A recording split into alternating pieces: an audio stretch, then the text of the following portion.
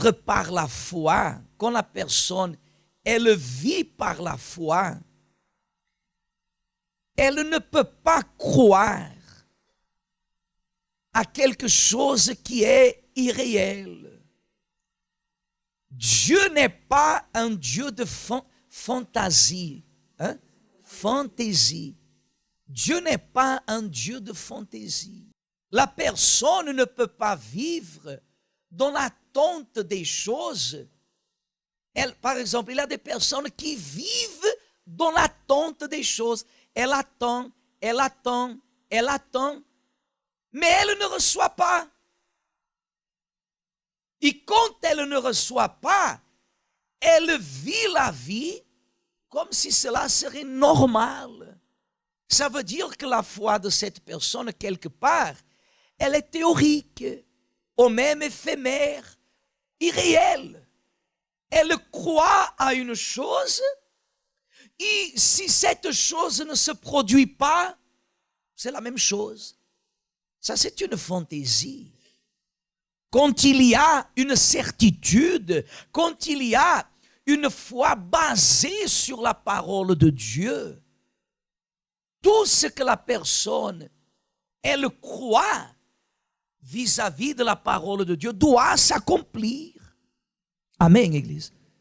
Parce que même si personne connaît, regardez le pasteur, même si personne connaît ce que vous voulez recevoir de Dieu, personne ne connaît, imaginez, personne ne connaît. Mais le simple fait que vous connaissiez, c'est suffisant. Parce que le juste vit par sa foi. Mais Dieu, qu'est-ce qu'il veut de nous? Regardez le passage. Qu'est-ce que Dieu, il s'attend de moi et de vous? Que vivant dans la dépendance de notre foi, nous puissions obtenir ce que nous croyons. Amen. C'est la même chose que je vis devant vous avec une apparence. Et derrière vous, je vis une autre chose. Personne ne sait, mais je sais. C'est suffisant. Et si je sais, Dieu sait, le diable sait aussi. Amen. Jésus savait bien. Jésus savait bien que lui, comme nous allions affronter des situations inattendues. Des situations que des fois, on ne comprend pas. Regardez ce qu'il dit dans l'évangile de Luc, chapitre 4, s'il vous plaît. Luc, chapitre 4, verset 21. Vous avez trouvé? Alors, il commença à leur dire, aujourd'hui, cette parole de l'Écriture que vous venez d'entendre est accomplie. Et tous lui rendaient témoignage. Regardez bien. Et tous lui rendaient. Ils étaient étonnés des paroles de grâce qui sortaient de sa bouche. Et ils disaient, n'est-ce pas le fils de Joseph? Regardez bien, tout le monde était étonné avec les paroles de qui? Du Seigneur Jésus. Tout le monde, regardez, ils murmurèrent les uns avec les autres dans l'étonnement. Mais c'est extraordinaire ce qu'il dit. Ce n'est pas le fils de Joseph.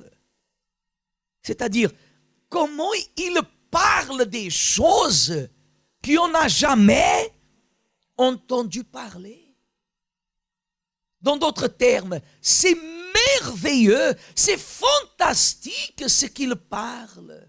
Mais regardez ce que Jésus a dit, verset 23. Jésus leur dit, sans doute, vous m'appliquerez ce proverbe, médecin, guéris-toi toi-même. Et vous me direz, fais ici, dans ta patrie, tout ce que nous avons appris, que tu as fait à Capernaum. Mais, ajouta-t-il, je vous le dis en vérité, aucun prophète n'est bien reçu dans sa patrie. Je vous le dis en vérité, il y avait plusieurs veuves en Israël du temps d'Élie. Lorsque le ciel fut fermé 3 ans et 6 mois, et qu'il y eut une grande famine sur toute la terre. Et cependant, Élie ne fut envoyé vers aucune d'elles, si ce n'est vers une femme veuve à Sarepta, dans le pays de Sidon. Il y avait aussi plusieurs lépreux en Israël du temps d'Élisée, le prophète, et cependant aucun d'eux ne fut purifié, si ce n'est Naaman le Syrien. Ils furent tous remplis de colère dans la synagogue lorsqu'ils ont entendirent ces choses, et s'étant levés, ils le chassèrent de la ville et le menèrent jusqu'au sommet de la montagne sur laquelle leur ville était bâtie, afin de le précipiter en bas. Mais Jésus, passant au milieu d'eux, s'en alla. Quelques minutes avant, waouh! Mais regarde ce qu'il parle. Regardez le pasteur. Regarde ce qu'il dit. Mais c'est extraordinaire. C'est comme les personnes. Ah, j'aime tellement l'église. Ah, je suis allé là-bas. Ah, j'ai entendu ceci. J'ai vu cela. Ah, j'aime l'église. C'est mon pasteur. Oh, vous n'avez jamais entendu ça. La personne, elle vient, on trouve la personne dans la rue. Ah non, là-bas, c'est mon église. Centre d'accueil, c'est mon église. Comme si le titre de l'église sauve la personne. Entre l'état de l'émotion et l'état de la foi, il y a la conscience. Dieu nous amène toujours à une conscience.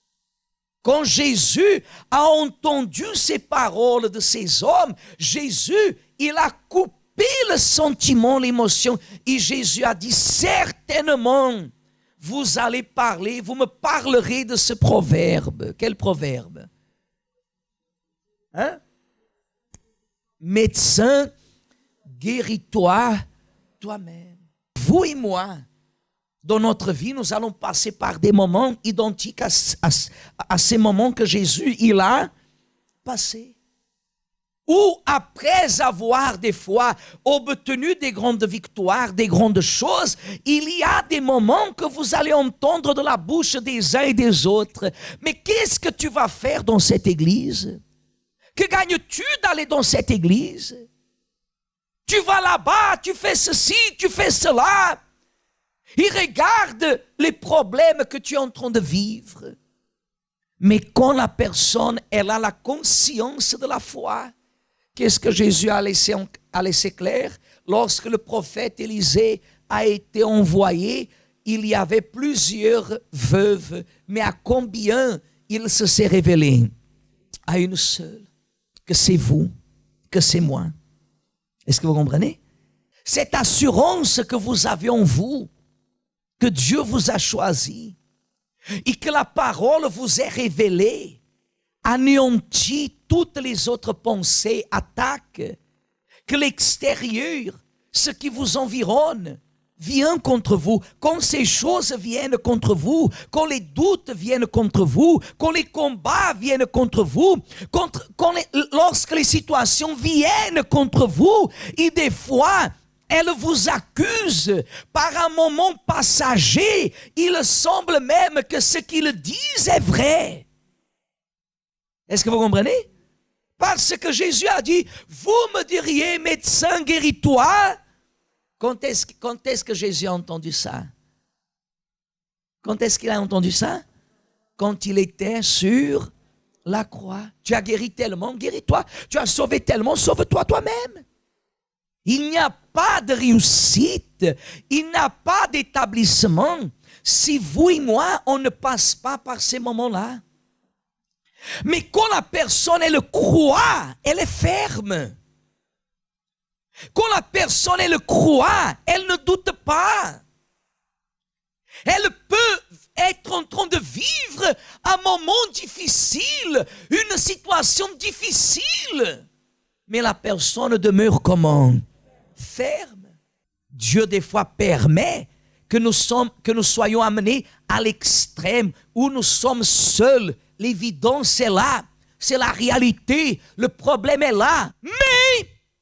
Mais, je crois qu'il m'a choisi. Je crois qu'il m'a choisi. Comme il a choisi une veuve à Sarepta. Comme il a choisi un lépreux à Samarie. Il m'a choisi ici à Paris. Mais quand la personne ne croit pas à ces choses-là, elle cède. Mais tu es seul, c'est vrai. Je vais profiter un peu de la vie. Quand la personne croit, Église, je vais revenir à ce sujet d'ici peu. Quand la personne croit, elle assume. Quand la personne croit, elle ne se laisse pas dominer. Jésus a dit, faites ceci aux mémoires de moi. Ce qu'il ne manque pas sont des prédicateurs qui disent, on n'a pas besoin de la Sainte Seine. Jésus a déjà donné son corps, Jésus a déjà versé, il suffit de l'accepter. Et Jésus a dit, faites ceci en mémoire de moi. Vous devez être ferme en ce que vous croyez. Amen.